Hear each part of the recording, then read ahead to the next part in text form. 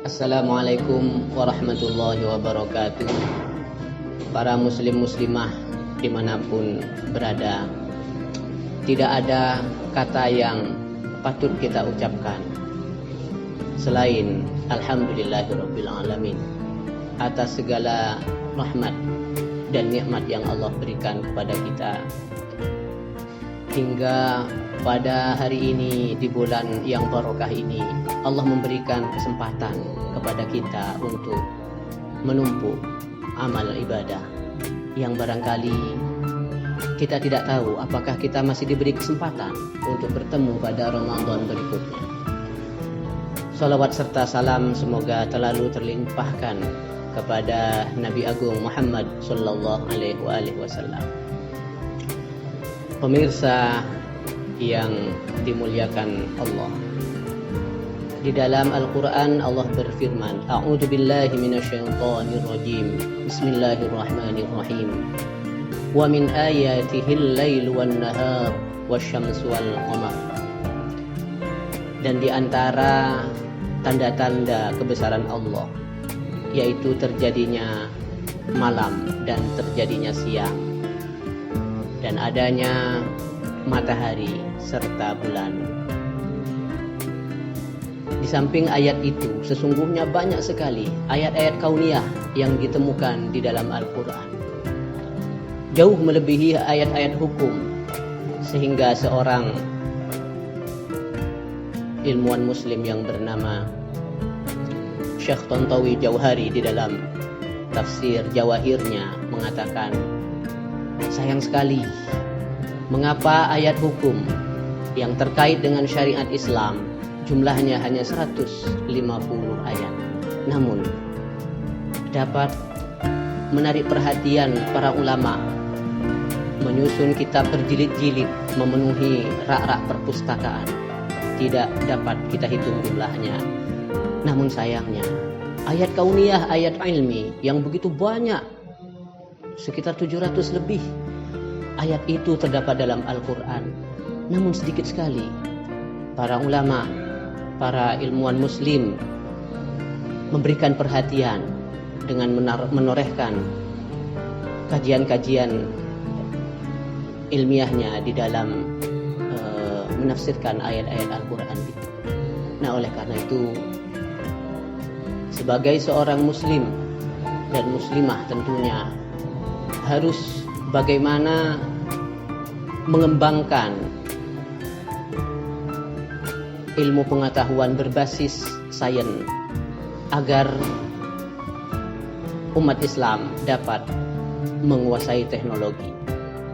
Karena innal arda yarithuha ibadiyas sholihun, yang pantas mewarisi dan menguasai bumi ini adalah hamba-hamba Allah yang soleh, yaitu kita sebagai umat Islam yang beriman.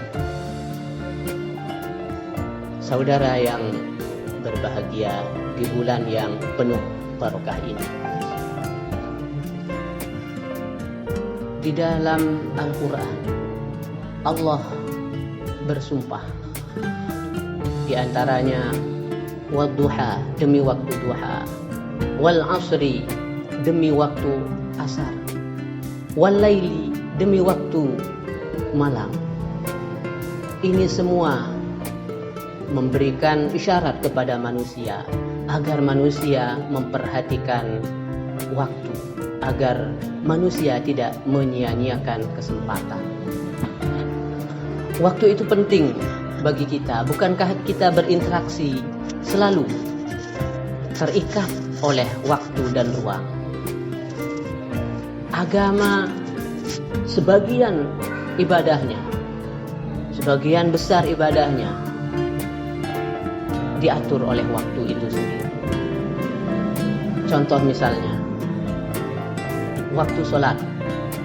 Waktu sholat diatur oleh pergerakan matahari. Kita tahu kapan kita sholat subuh. Tentu kalau sudah fajar sodik, itu muncul tampak di ufuk timur. Begitu juga kapan orang itu sholat duha. Tentu apabila matahari telah meninggi sekitar 4,5 derajat, atau jika diukur dengan waktu jam kronologis, kurang lebih 20 menit setelah matahari terbit, kita diperintahkan sholat duha. Kapan kita sholat zuhur? Sholat zuhur akan kita lakukan apabila matahari bergeser ke arah barat, sehingga bayang-bayang kita ada di sebelah timur. Kapan kita sholat asar? Apabila bayang-bayang kita itu sama dan melebihi sedikit dari bayang-bayang kita. Kapan kita sholat maghrib? Apabila matahari tenggelam sampai benar-benar hilang piringan bagian atasnya. Kapan kita sholat isya? Apabila matahari lebih ke bawah lagi sehingga tidak tampak lagi mega merah di ufuk barat. Itu adalah waktu yang dijadikan oleh Allah sebagai penentu ibadah. Kapan kita mengawali Ramadan?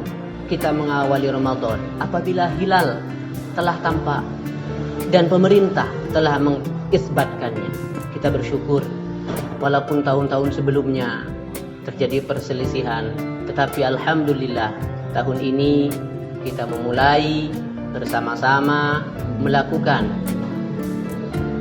puasa Ramadan dengan diawali dengan sholat tarawih pada malamnya, yaitu secara bersama-sama, tepatnya pada hari Jumat tanggal 24 April 2020. Dan insya Allah kita akan berhari raya Idul Fitri pula secara serempak, yaitu pada tanggal 24 Mei 2020 yang bertepatan dengan hari Ahad. Itu semua tidak terlepas dari waktu, yaitu adanya hilal. Adanya hilal ini adalah sesuai dengan pergerakan bulan. Jadi jika tadi waktu sholat itu diatur berdasarkan dan berbasis pergerakan matahari, maka awal bulan di dalam Islam itu diatur berdasarkan pergerakan bulan. Ini menjadi penting. Fenomena alam ini sering sekali disebut-sebut di dalam Al-Quran, sehingga termasuk di dalamnya apabila kita melakukan ibadah tertentu, sholat misalnya, maka tentu kita harus menghadap ke kiblat. Kiblat dapat bisa diukur dari satu tempat ke tempat lain, tentu berdasarkan ilmu ukur yang dinamakan trigonometri. Para pemirsa yang berbahagia, dalam kesempatan ini saya ingin mengajak pada diri saya sendiri dan kepada yang lainnya, walaupun pandemi ini barangkali masih terus, tetapi sebagai seorang yang muslim, kita harus terus meningkatkan takwa kepada Allah. Jangan sampai ketakutan kita kepada pandemi ini melunturkan ketakutan kita kepada Allah. Sudah barang tentu kita harus taat kepada pemerintah. Ya ayyuhalladzina amanu athi'ullaha wa athi'ur rasul wa ulil amri minkum. Tetapi sekali lagi, jangan sampai ketakutan kita kepada pandemi ini menjauhkan kita kepada Allah. Hanya ini yang ingin saya sampaikan dalam kesempatan ini. Semoga ada manfaat bagi saya untuk bisa memotivasi diri, bisa meningkatkan amal ibadah di sisa bulan Ramadan ini, khususnya di malam Lailatul Qadar, yang dimana malam itu digambarkan oleh Al-Quran, Lailatul Qadri khairun min alfi syahr. Satu malam apabila kita beramal soleh di dalamnya, di malam Lailatul Qadar itu, di malam Ramadan tentunya, maka amal itu lebih baik, bukan setara dengan 1000 bulan, tetapi lebih baik daripada 1000 bulan. Yang apabila kita hitung sendiri, tentu 1000 bulan itu lama sekali. Nah, inilah kita umat Rasulullah yang diberikan suatu maziyah ketika usia kita tidak seperti usia kaum Nabi Nuh, yaitu 950 tahun. Tetapi dengan adanya waktu yang dilipat gandakan amal di dalamnya, ini menjadi kompensasi Allah bagi umat Islam untuk mengejar ketinggalan usia kita yang pendek, menyamai dengan amal yang dilakukan oleh kaum-kaum terdahulu yang usia mereka ratusan bahkan ribuan tahun. Demikian para muslimah. Semoga pandemi ini cepat berlalu dan kehidupan normal kembali. Amin ya rabbal alamin. Hadanallahu wa iyyakum ajmain. Ittaqullah. Assalamualaikum warahmatullahi wabarakatuh.